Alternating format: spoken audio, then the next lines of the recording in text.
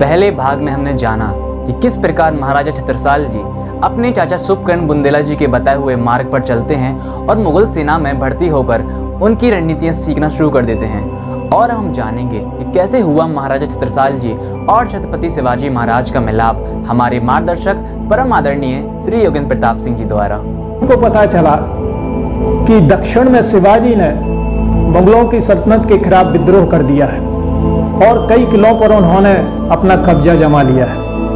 और यही तो ढूंढ रहे थे महाराजा छत्रसाल कि कोई ऐसा व्यक्ति मिले जिसके साथ हम मिलकर के इस मुगल सल्तनत को समाप्त कर सकें। और इस प्रकार महाराजा छत्रसाल की इच्छा पूरी हुई और वो दिल्ली से पूना के लिए रवाना हो गए।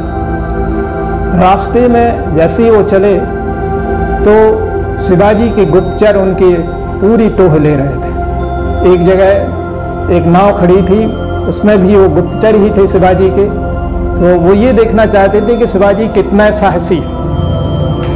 तो जब उनने नाव पर चढ़ने के लिए कहा तो उन्होंने कहा कि नाव खराब है। तो महाराज छत्रसाल ने अपना घोड़ा नदी में डाल दिया और स्वयं तैर करके पहुंच गए। महाराजा छत्रसाल के जो वहाँ जब पहुँचे तो शिवाजी ने पूरा इनका रास्ते का वृत्तांत बताया, क्योंकि नाव नहीं मिली थी आपको, आपने वहाँ पे अपना घोड़ा वैसे ही नदी में डाल दिया।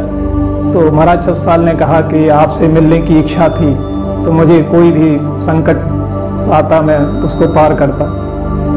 तो इसके बाद शिवाजी ने कहा कि वो सभी हमारे गुप्तचर थे, हम ये जानना चाहते थे कि तुम्हारा उद्देश्य क्या है, तुम्हारे मन में क्या है और तुम में कितना साहस और पराक्रम है। बोले इसकी परीक्षा हम तुम्हारी रास्ते रास्ते ले रहे थे। इसलिए पहला सबक ये है कि जब भी कोई संगठन बनाओ उसमें अपने गुप्तचरों को विशेष ध्यान रखो और उनको गुप्तचरों की नियुक्ति करो और पूरे संगठन, तभी आपका संगठन मजबूत हो सकता है।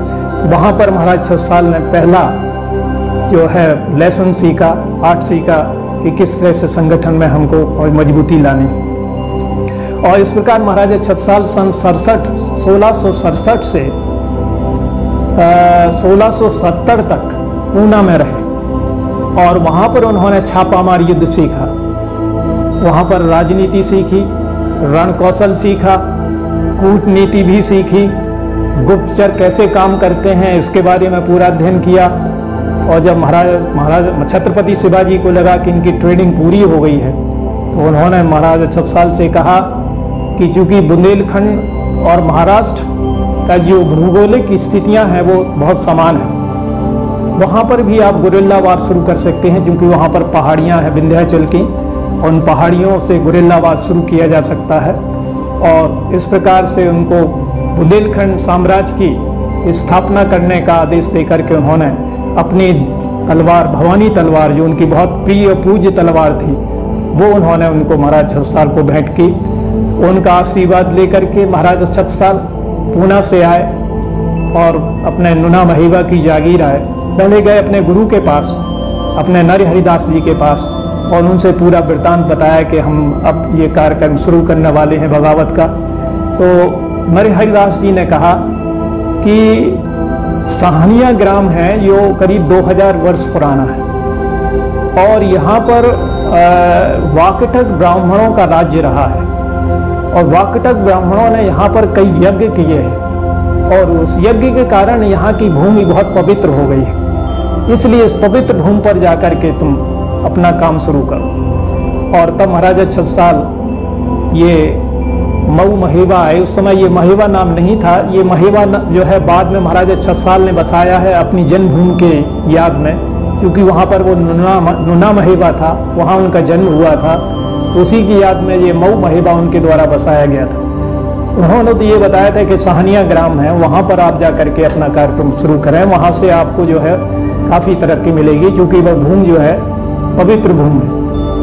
और फिर यहाँ महाराज छत्रसाल आए मऊ महेवा और यहाँ पर फाटा पहाड़ और गोरैया पहाड़ की जो पहाड़ियाँ हैं, यहाँ पर उन्होंने 5 घुड़सवार और 25 पैदल की जो एक सैनिक टुकड़ी तैयार की और छत्रसाली झंडा बनाया और इस प्रकार से उन्होंने मुगलों के खिलाफ बगावत शुरू कर दी।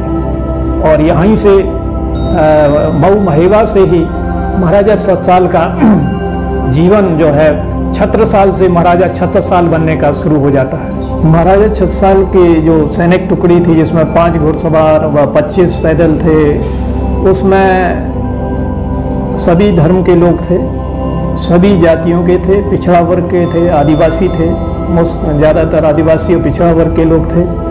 तो इस प्रकार से ये एक छोटी सी टुकड़ी बनी और उन्होंने छापामार युद्ध शुरू कर दिया। उसी दौरान जब उनको थोड़ा सा सैनिक संगठन की अर्थ का अभाव था, उसी दौरान ईश्वर की कृपा से प्रभु प्राणनाथ जी वहाँ पर पधारे मऊ महेबा में। प्राणनाथ जी ने बताया कि पन्ना में हीरा की खदानें हैं। इसके बाद महाराज छत्रसाल ने वहाँ पर खदानें लगवाई, हीरा मिला और उससे जो है आर्थिक स्थिति बहुत मजबूत हुई और एक बड़ा संगठन तैयार कर सके। इसके बाद प्राणनाथ जी वहीं पर पन्ना में किलकिला नदी के पास उन्होंने अपना आश्रम बनाया और धीरे धीरे पन्ना नगर बसा और ये वहाँ के महाराज छत्रसाल की एडमिनिस्ट्रेटिव कैपिटल बनी बाद में, क्योंकि ये मऊ महेबा जो है रूलिंग कैपिटल थी और पन्ना जो है ये एडमिनिस्ट्रेटिव कैपिटल थी। क्योंकि वहाँ से हीरा से जो पैसा आता था, इसलिए वहाँ पर एक अलग से दफ्तर बनाया गया, वहाँ से अलग एक विभाग तैयार किया गया। इस प्रकार से पन्ना भी मतलब महाराज छत्रसाल का ही बसाया हुआ है। पन्ना पहले जो है नागवंशियों का था, नागवंशी राजा वहाँ पर, पहले पद्मावती नाम था इसका, और नागवंशी राजा वहाँ पर राज्य करते थे और उस समय ये खंडर हो चुकी थी। तो ऐसी स्थिति में महाराज छत्रसाल ने पन्ना को पुनः वहाँ पर बसाया है। जो पद्मावती पुरानी नगरी थी उसको पुनः महाराजा छत्रसाल ने बसाया था। और इस प्रकार महाराज छत्रसाल ने पूरे बुंदेलखंड क्षेत्र को, जिसकी सीमाएं नर्मदा से जमुना तक और टॉस से चंबल तक फैली हुई थी, एक बहुत बड़ा साम्राज्य बुंदेलखंड का कायम किया, जिसमें वर्तमान के लगभग 30 जिले मध्य प्रदेश के शामिल थे और 11 जिले उत्तर प्रदेश के शामिल थे। इस प्रकार से ये बृहद बुंदेलखंड उस समय जो था महाराज छत्रसाल का था। इसके बारे में कहा जाता है, इति जमुना उत नर्मदा इति चंबल उत टॉस, छत्रसाल से लरन की रही न काहू होश। तो ये इस प्रकार से एक बहुत बड़ा साम्राज्य महाराज छत्रसाल ने कायम किया था। जब महाराजा छत्रसाल करीब 81 वर्ष के हो गए थे, उस समय आखिरी हमला बंगस खां जो इलाहाबाद का सूबेदार था उसने बुंदेलखंड पर किया और उस समय महाराज छत्रसाल को लगा कि हमको सहयोग की जरूरत पड़ेगी, क्योंकि औरंगजेब ने भी अपनी सेना उसके साथ भेज दी थी। तो एक बहुत बड़ी सेना थी, उससे मुकाबला करना पड़ रहा था। बाजीराव पेशवा, उनको एक पत्र लिखा जो बहुत ही मार्मिक पत्र था, और महाराजा छत्रसाल की ही उसमें भाषा है। जो गति भई गजेंद्र की सो गति भई है आय, बाजी जात बुंदेल की राखो बाजी राय। और इन पंक्तियों को पढ़ कर के बाजीराव पेशवा करीब 90,000 घुड़सवार फौज लेकर के यहाँ पर बुंदेलखंड में आए और यहाँ पर उन्होंने दोनों की सेनाओं ने बंगस को हरा करके उसे कैद किया। और इस प्रकार से महाराज छत्रसाल के ऊपर जो उन्होंने परोपकार किया था बाजीराव पेशवा ने, उसके एवज में महाराज छत्रसाल ने उन्हें अपना तीसरा पुत्र माना और अपने राज्य का तीसरा हिस्सा भी उनको दिया।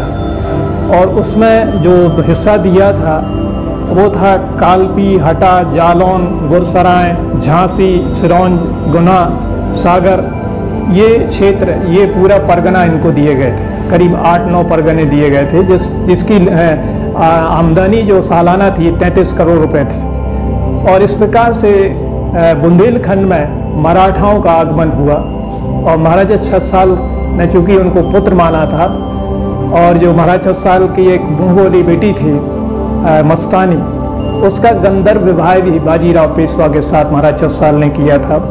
मस्तानी के कई किस्से जो हैं महाराष्ट्र में भी हैं, बुंदेलखंड में भी हैं, और बहुत ही वो एक अच्छी योद्धा थी, एक अच्छी नृत्यांगनी थी। वो उसके किस्से महाराष्ट्र में काफ़ी सुनने को मिलते हैं। और इस प्रकार से मराठाओं का बुंदेलखंड से बहुत पुराना संबंध रहा है। महाराजा छत्रपति शिवाजी चूँकि महाराज छत्रसाल के राजनीतिक गुरु थे, इसलिए बुंदेलखंड हर वक्त जो है महाराष्ट्र के लोगों की इज्जत करता रहा, उनसे अच्छे व्यवहार रखे उन्होंने।